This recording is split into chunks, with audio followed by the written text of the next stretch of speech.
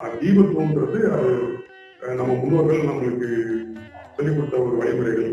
அதனால தீபத்துவம்ன்றது மிக மிக முக்கியம். அதனால மத்திய மாநில அரசுகள் இந்த கோர்ட்டுடைய தீர்ப்புகளை மிக அற்புதமான தீர்ப்பு.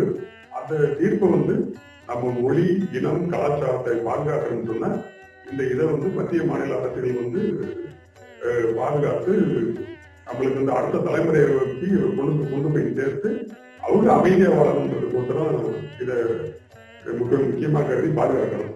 திருப்பரங்குன்ற உச்சியில தீபம் ஏத்துறதுக்கு தமிழக அரசு ஏன் தடை விதிக்குதுன்னு தெரியல. நீதிபதி கோர்ட்டு உத்தரவு வந்த பின்னாடி ஏன் தமிழக அரசு இது தடை பண்றாங்கன்னு தெரியல. மலை உச்சியில தீபம் ஏத்துறதுக்கு காரணம் நாங்களா ஆவலாக இருக்கிறோம். நான் ஒரு தீவிர முருக பக்தர்.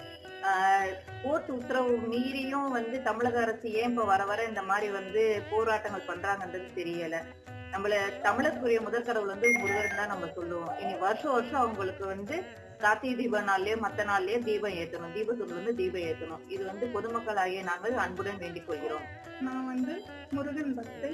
நான் முருகனுக்கு மாலை போட்டிருக்கேன். இப்ப சமீபத்துல திருப்பரங்குன்றத்துல ஒரு பிரச்சனை போயிட்டு இருக்கு. இப்ப அவங்க மலையில தீபம் ஏத்த சொல்லி நீதிமன்றத்துல இருந்து உத்தரவு வந்தாலும் இங்க தடுத்து நிறுத்துறீங்க. இப்ப அது எங்களுக்கு ரொம்ப வருத்தமா இருக்கு.